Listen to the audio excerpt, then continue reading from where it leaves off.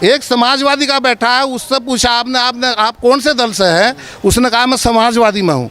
जो समाजवादी का वोटर है, जो कांग्रेस का जितने लोग थे वो सारे समाजवादी कांग्रेस के, सारे समाजवादी कांग्रेस। देखो इस फोटो को, जीतने के बाद कैसे मेरे गले लगे। अगर ये मैं सफाई होता तो ये मेरे गले कैसे लगते भाई, ये बताइए। मैं सफाई क्यों हुआ क्या नहीं है, मेरे अंदर दर्द है। नमस्कार, स्वागत है आपका एडवांस इंडिया पर। मैं हूं नवीन चौहान। कल का दिन या कहीं कल की ही बात है जब मैंने आयुष मंत्री धर्म सिंह सैनी का इंटरव्यू किया था। इंटरव्यू में मैंने कुछ सवाल पूछे, तीखे सवाल थे जो उन्हें बेहद बुरे लगे, नागवार गुजरे। बस फिर क्या था, बीच इंटरव्यू को उनके समर्थकों ने बंद करवा दिया, मुझे धक्के देकर वहां से निकाल दिया गया। ना जाने किस तरह की टिप्पणी उन्होंने मेरे ऊपर की। दरअसल मैं गांव अलीपुरा गया था कुछ दिन पहले, और सहारनपुर के उस गांव में, नकुड़ विधानसभा के उस गांव में, जब मैंने लोगों से पूछा कि मंत्री जी आपसे कितनी बार मिले, क्या उन्होंने आपके बारे में कुछ पूछा कि नहीं, तो वहां के लोगों ने अपनी राय रखी थी। इस पर मंत्री जी को बेहद ज्यादा गुस्सा इसलिए आया, उनका आरोप यह है कि उस वीडियो में तमाम लोग कांग्रेसी और सपाई थे, ना कि बीजेपी के। जबकि आप उस वीडियो को दोबारा से देख सकते हैं, उस वीडियो में तमाम लोग बीजेपी से जुड़े हुए थे, जो ये बात बोल रहे थे कि वो योगी से खुश हैं लेकिन मंत्री जी से नहीं। ऐसे में उसी वीडियो में मौजूद एक शख्स प्रवीण मूछ इस वक्त मेरे साथ है, उनसे मैं बातचीत करूंगा कि आखिरकार सच क्या है, कब से आप दूसरी पार्टी से जुड़े हैं और किस तरीके से बीजेपी से आप हटे, क्या कुछ रहा। प्रवीण जी बहुत स्वागत है एडवांस इंडिया पर। कल वीडियो, कल बहुत स्वागत है जी जी, कल चल के आए और सच्चाई को जागरूक कर रहे हो। और कल वीडियो आपने देखा होगा। मैंने वो वीडियो देखी और मुझे बहुत दुख हुआ। साथियों, हमारे नवीन पत्रकार भाई को जैसे मंत्री जी ने धक्के देकर वहाँ से उनकी बेइज्जती के निकाला, इतने कमजोर के मंत्री आप कैसे हो सकते हो। एक व्यक्ति की एक वीडियो देखकर इतना बौखला गए। अभी तो पूरी नकुड़ विधानसभा का दौरा करोगे, जब नकुड़ विधानसभा के हर गांव में पहुंचोगे तब तुम्हें प्रवीण मूछ जैसे हजारों लड़के मिलेंगे।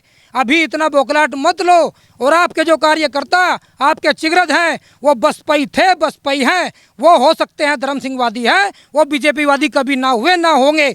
और मैं उस वक्त का बीजेपी वादी था जिस वक्त हुकम सिंह का प्रोग्राम कराया, 200 होर्डिंग मैंने लगवाए और प्रोग्राम में तुम्हारे संचालन 167 गांव के अंदर मैंने आपके संचालन किए हैं, कर्णपाल स्पीकर के संचालन किए। फिर उसके बाद संजय वर्मा जी आए इसमें यहाँ नवीन नगर में, उसमें संचालन किया। उसके बाद खट्टर जी आए, उसका संचालन किया। अमित शाह के मंच पर मैंने भाषण दिया।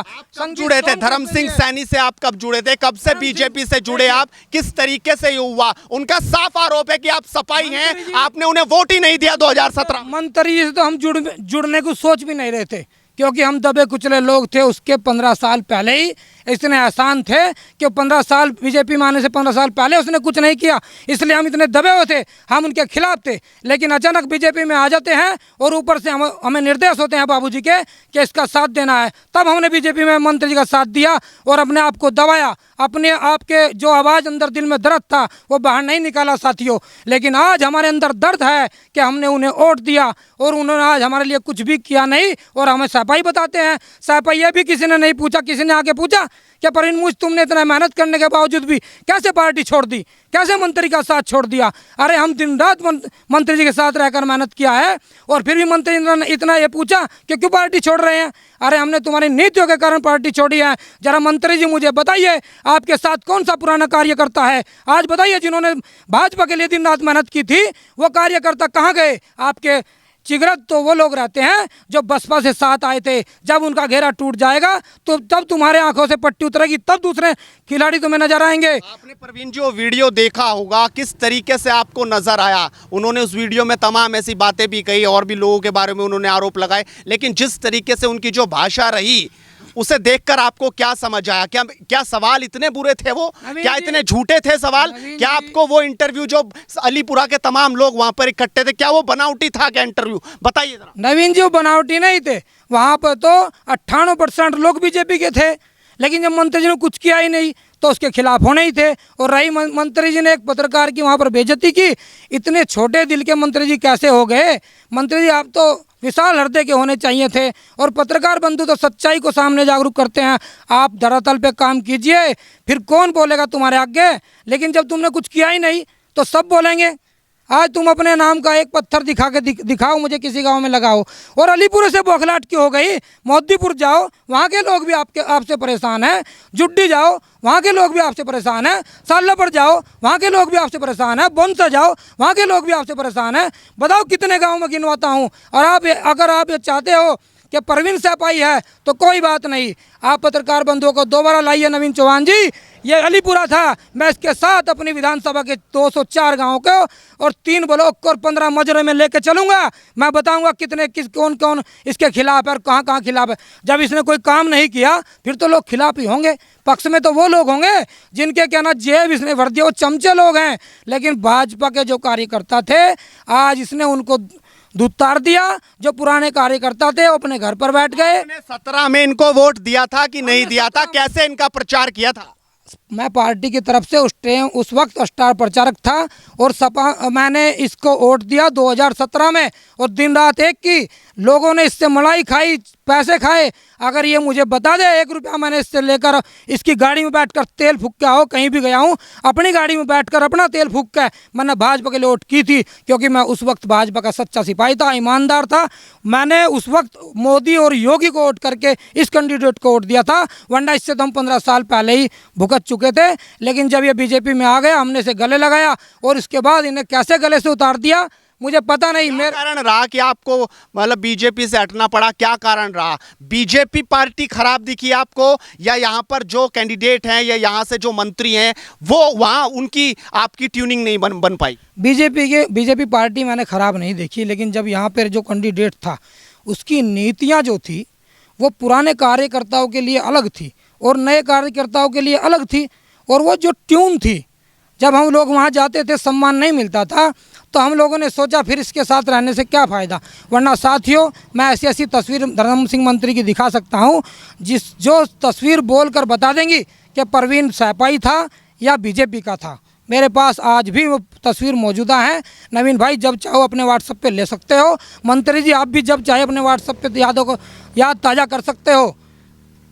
मतलब आपको लगता है कि इस तरीके से उनको नहीं कहना था, जिस तरीके से जो और भी जो कार्यकर्ता होंगे जो इस तरीके से देख रहे होंगे, जो अभी भी उनके साथ जुड़े हैं, क्या वहाँ भी उनको भी पीड़ा हो रही होगी और उनके साथ भी क्या यही व्यवहार है? वो भी मजबूर हैं क्या इस वक्त? इस वक्त तो बहुत भाजपा के लोग भी इतने मजबूर हैं जो बोल नहीं पा रहे। जैसे मेरे गुरदेश भाई हैं, जिला अध्यक्ष रहे, 5000 लड़कों की टीम शायद उस वक्त तैयार की जिस वक्त बीजेपी का बोलबाला भी नहीं था। ऐसी टीम गुरदेश भाई ने तैयार की, लेकिन आज गुरदेश भाई को कहीं भी नहीं, ना कोई पद है ना कोई नाम है। बीजेपी के जब से बीजेपी में मंत्री जी आए, जो पुराने कार्यकर्ता थे वो किनारे लगा दिए, जो नए कार्यकर्ता थे वो गले लगा लिए और अपना जो भी आग में चलो खेल था वो पूरा खेला।